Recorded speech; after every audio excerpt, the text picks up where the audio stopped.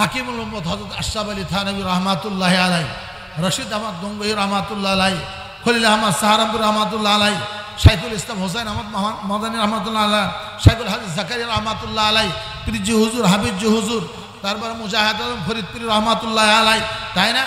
এইরকমভাবে যত ওলামা ইকরাম পীর মাশায়েখ আসছেন তারাও কোনো না কোনো ব্যক্তির নিকটে গিয়ে ইস্তেগফার, তারপরেই ওনারা কি হয়েছেন?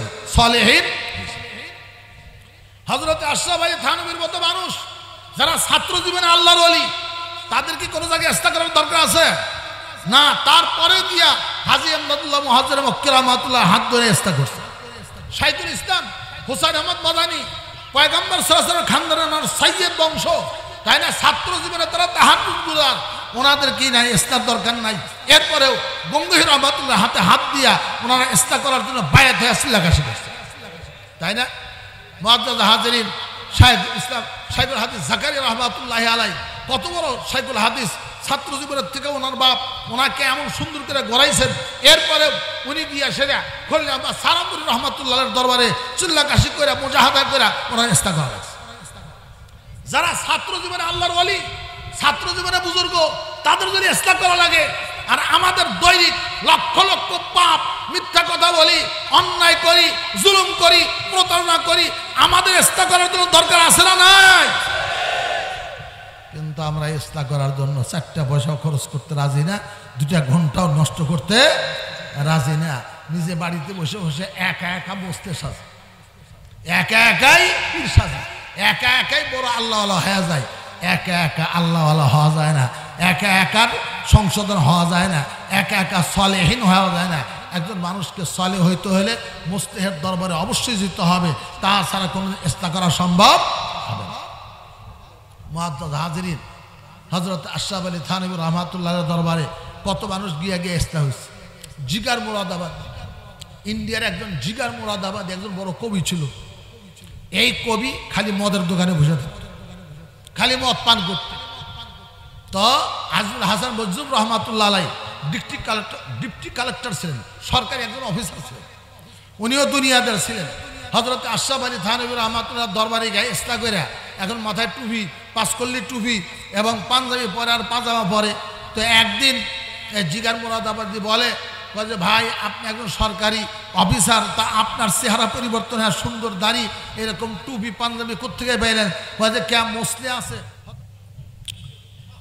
সকলে দরুদ শরীফ আল্লাহুম্মা সাল্লি আলা মুহাম্মাদ ওয়া আলা আলি মুহাম্মাদ কামা সাল্লাইতা আলা ইব্রাহিম ওয়া আলা আলি ইব্রাহিম ইন্নাকা হামিদুম মাজিদ।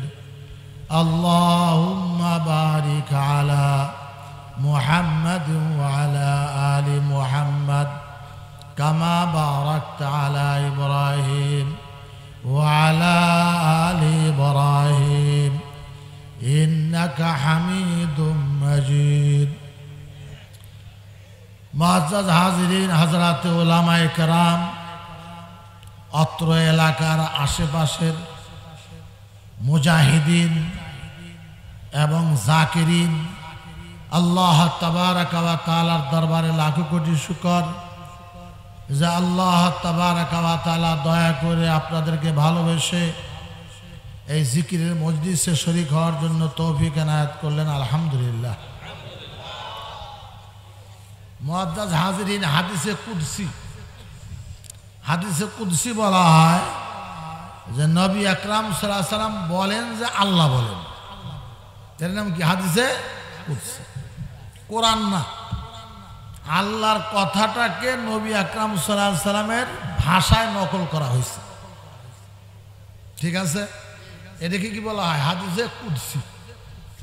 তো নবী আকরাম সাল্লাল্লাহু আলাইহি ওয়াসাল্লাম বলেন যে আল্লাহ তাবারাকা ওয়া তাআলা বলেন, আদাতু লিইবাদিয়াস সালিহিন মা লা আইনুন রাআত ওয়া লা উযুনুন সামিআত ওয়া লা খাতার আলা কলবি বাশার।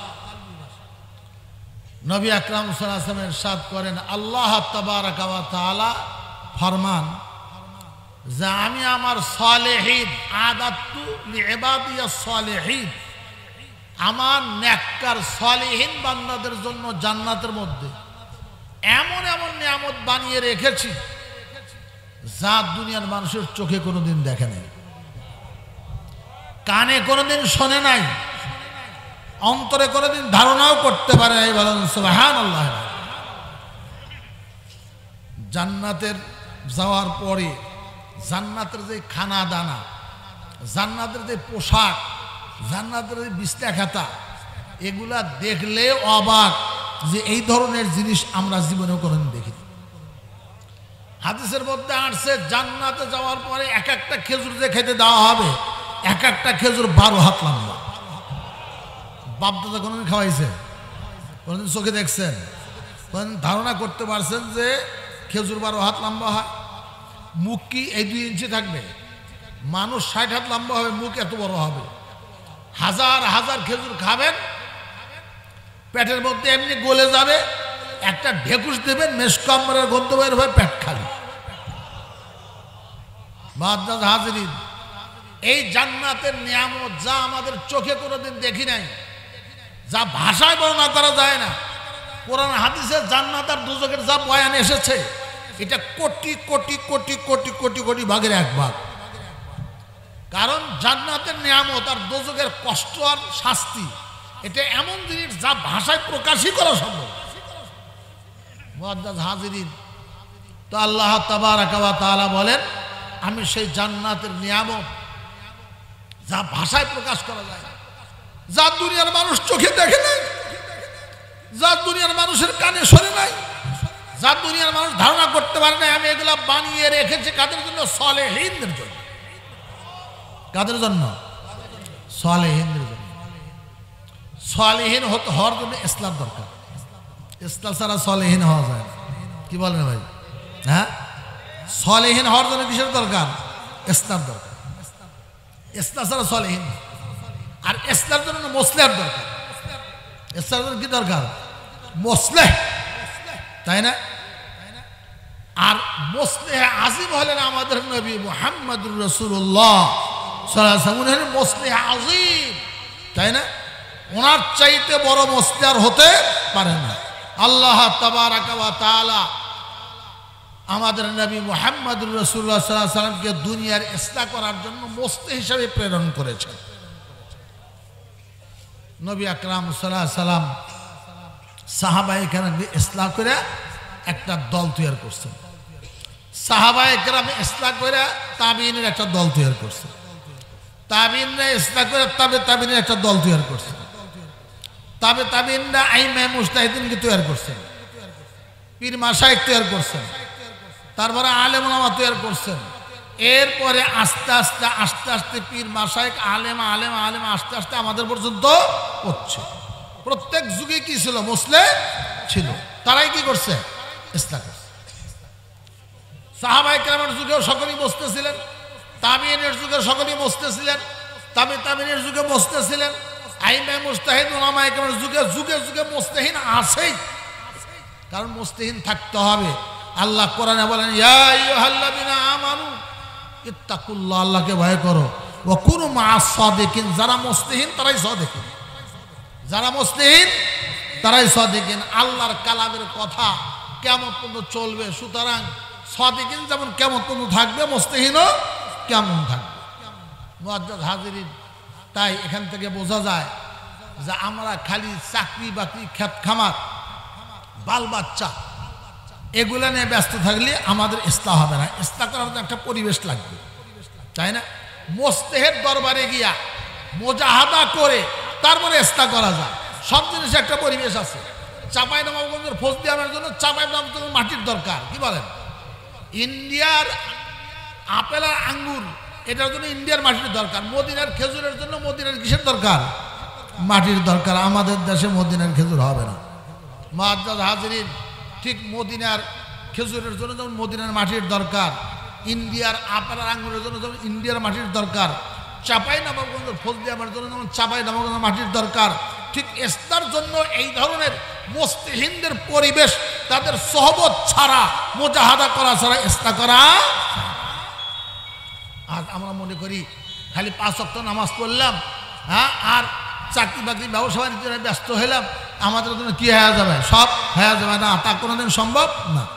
একজন ড্রাইভারি শেখার জন্য যেমন একজন ড্রাইভারের কাছে যেতে হয়, ঠিক এরকমভাবে একজন মানুষ যদি ইসলাহ করতে চায় তাহলে তার ইসলার জন্য একজন মুসলিহের দরবারে অবশ্যই তাকে যেতে হবে। তা যাওয়া ছাড়া কোনোদিন ইসলাহ হতে পারবে না। মুআজ্জাজ হাজরিন, হাকিমুল উম্মত হযরত আশরাফ আলী থানভী রহমাতুল্লাহ আলাইহি, রশিদ আহমদ গঙ্গোহী রহমাতুল্লাহ আলাইহি, খলিল আহমদ সাহারানপুর রহমাতুল্লাহ আলাইহি, শাইখুল ইসলাম হোসেন আহমদ মাদানী রহমাতুল্লাহ আলাইহি, শাইখুল হাদিস জাকারিয়া রহমাতুল্লাহ আলাইহি, পীরজি হুজুর হাবিবজি হুজুর, তারপরে মুজাহিদ আলম ফরিদপুরি রহমাতুল্লাহ আলাইহি, তাই না? এইরকমভাবে যত ওলামা ইকরাম পীর মাশায়েখ আসছেন তারাও কোনো না কোনো ব্যক্তির নিকটে গিয়ে ইসলাহ করে তারপরেই ওনারা কি হয়েছেন? সালেহীন।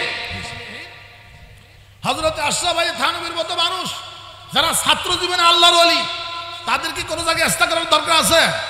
না। তারপরে গিয়া হাজী আমদাদুল্লাহ মুহাজ্জির মক্কি রহমাতুল্লাহ হাত ধরে ইসলাহ করছে। শাইখুল ইসলাম হুসাইন আহমদ মাদানী পয়গম্বর সাল্লাল্লাহু আলাইহি ওয়াসাল্লামের খানদানের সাইয়্যিদ বংশ, তাই না? ছাত্র জীবনে তারা তাহাজ্জুদ গুজার, ওনাদের কি নাই ইসলার দরকার নাই। এরপরেও গঙ্গোহী রহমাতুল্লাহ হাতে হাত দিয়া ওনারা ইসলাহ করার জন্য বায়াত হয়ে সিল্লাকাশি করছে, তাই না? মুআজ্জাজ হাজিরিন, শাইখুল ইসলাম শাইখুল হাদিস জাকারিয়া রহমাতুল্লাহ আলাইহি, কত বড় শাইখুল হাদিস, ছাত্র জীবনের থেকে ওনার বাপ ওনাকে এমন সুন্দর করে গড়াইছেন।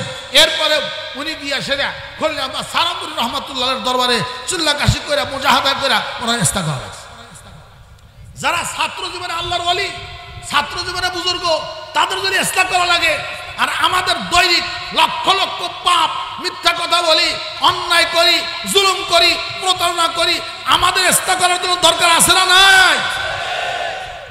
কিন্তু আমরা ইসলাহ করার জন্য 4টা পয়সাও খরচ করতে রাজি না, 2টা ঘন্টাও নষ্ট করতে রাজি না। নিজে বাড়িতে বসে বসে একা একা বসতে সাজে, একা একাই পীর সাজে, একা একাই বড় আল্লাহওয়ালা হয়ে যায়, একা একা আল্লাহওয়ালা হওয়া যায় না, একা একার সংশোধন হওয়া যায় না, একা একা সালেহীন হওয়া যায় না। একজন মানুষকে সালেহ হইতে হলে মুসলিহের দরবারে অবশ্যই যেতে হবে, তাছাড়া কোনো ইসলাহ করা সম্ভব হবে না। মুআজ্জাজ হাজিরিন, হযরত আশরাফ আলী থানভী রহমাতুল্লাহের দরবারে কত মানুষ গিয়ে গিয়ে ইসলাহ হয়েছে। জিগার মুরাদাবাদ, ইন্ডিয়ার একজন জিগার মুরাদাবাদ একজন বড় কবি ছিল। এই কবি খালি মদের দোকানে বসে থাকত, খালি মদ পান করত।